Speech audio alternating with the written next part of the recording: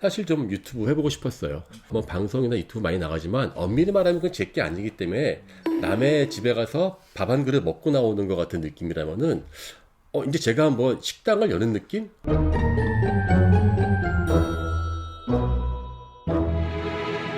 고고한 강교수 채널을 열었습니다. 안녕하십니까? 고고학자 강인욱입니다. 경희대학교 사학과에서 고고학을 연구하고 강의하고 있습니다. 주로 시베리아, 중앙아시아, 만주 같은 북방 지역에 대한 연구를 많이 하고 있습니다. 뭐 어떤 분들은 어쩌다가 그런 데까지 갔냐 약간 그런 말도 많이 하는데요. 저는 고고학을 통해서요 유물 뒤에 사람을 봅니다. 그리고 유물이요 과거 게 아니라 언제나 현재와 연결되어 있고 또 그들이 어떻게 해서 우리 일상과 만나는 것인가, 그리고 과거에서 어떻게 현재로 또 현재에서 미래로 이어지는가를 밝혀준다는 생각들을 참 많이 합니다. 제가 러시아를 유학 갔었던 첫해 여름에 시베리아 지역에서 발굴을 하고 있었어요. 그때 뭐 저는 러시아 말을 잘 모르고요. 팔아면 팔아, 뭐 덮으면 덮어, 뭐 이런 거 정도밖에 모르는 상황이었는데, 그때 이제 시베리아 허허벌판에서 우리가 땅을 파니까 근처에 있는 농부들이 막 구경하러 온 거예요. 그러니까 저의 그 지도 교수님께서 당신들 그러지 말고 휴일날 한번 언제 와라 부르신 거예요. 그리고 발굴지 근처에 있는 정말 농부들이 그 수십 킬로를 온 겁니다. 그 허허벌판에 그냥 이렇게 탁자 하나 펼쳐놓고 흙도 잘 털어내지 않는 토기 쪼가리 몇 개 하고요. 뼈다귀 몇 개 그냥 갖다 놓고 강의를 하시는데요. 이 짧은 시간 내에 토기 몇 개 가지고 이 사람들을 울렸다 웃었다 막 다 하시는 거예요. 너무나 감동하고 있으니까 교수님이 인후가 20분이다? 학자가 아무것도 모르는 사람에게 20분 안에 자기의 공부를 설명하지 못하면은 공부를 잘못한 것이다 라고 하시더라고요. 저는 그게 제 평생의 좌우명처럼 되었습니다. 아무리 어렵고 힘든 공부라고 해도 사람이 하는 것이고 다른 사람과 그 기쁨을 나누는 것이 필요하다고 생각했습니다. 많은 분들이 저에게 유튜브 채널을 열게 된 동기를 참 많이 물어봐요. 고고학 치면은 관련된 콘텐츠가 정말 많이 뜨는데 전문 고고학자들이 하는 이야기가 사실 거의 없어요. 뭐 미스테리, 뭐 괴기한 이야기, 보물찾기, UFO 이런 얘기들만 많아서 고고학을 오해할 수도 있겠다는 생각을 좀 했었습니다. 두 번째 이유는요, 정말 간단한, 어쩌면 정말 이기적인 이유인데요. 한마디로 고고학이 재밌습니다.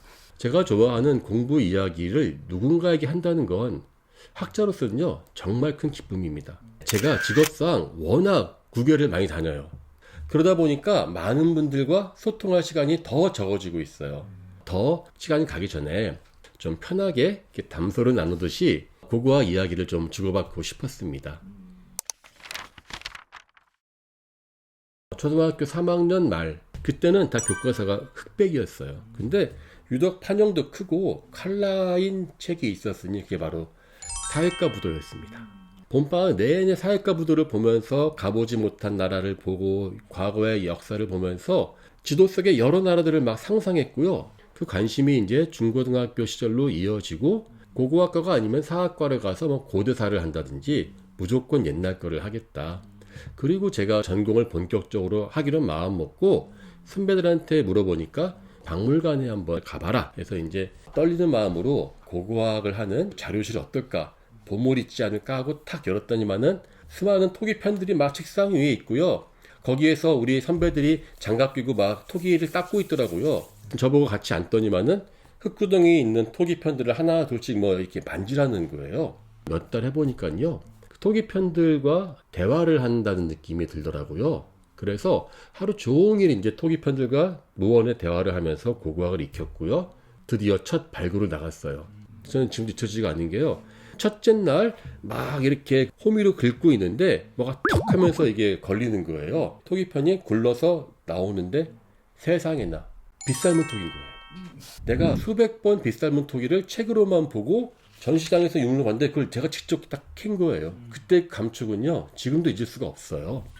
저 어렸을 때 선배들이 저한테 고고학은 뭐라고 생각하느니 물어보고 저는 반대로 학생들한테 고고학이 뭔 것 같아? 저 아는 것 같죠? 몰라요. 다들 자기도 모르면서 한번 물어보는 거예요. 근데 저는 제 답을 찾았어요. 다양한 시간과 공간 속에 살던 사람들의 유물이 있고 그 유물을 통해서 밝히는 학문이 바로 고고학입니다. 즉 그것을 만들고 썼던 사람들을 연구하는 학문입니다.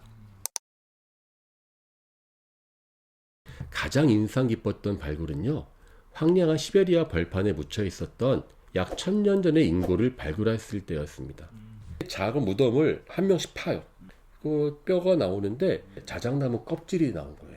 이거는 제가 한번 파보겠습니다 하고 파다 보니까 인골 사람 뼈가만 나오죠. 뼈가 나오면은 남자인지 여자인지 연령까지도 우리 보통 맞춰요. 아주 정확하진 않고요, 대략인데 그 골반 근처에서 또 다른 자잘한 뼈들 같은 게 보이는 거예요. 그 선배 교수님한테 물어보니까 이거 아무래도 아이를 낳다가 돌아가신 것 같다고. 자작나무 껍데기가 있는데 갑자기 소나기가 내리니까 자작나무가 빗물에 탁탁 떨어지면서 그 부분이 다 녹아 없어지는 거예요. 젊은 20대의 그 부인하고 아이를 한꺼번에 잃은 그 아버지하고 형제들의 마음은 어떻겠습니까? 마지막 이 사람을 그 무덤을 덮는데 얼마나 눈물을 흘리면서 묻었겠어요. 그 소나기 방울방울이 마치 아이와 젊은 어머니를 묻고 남은 가족들이 흘리는 눈물 같았던 거예요.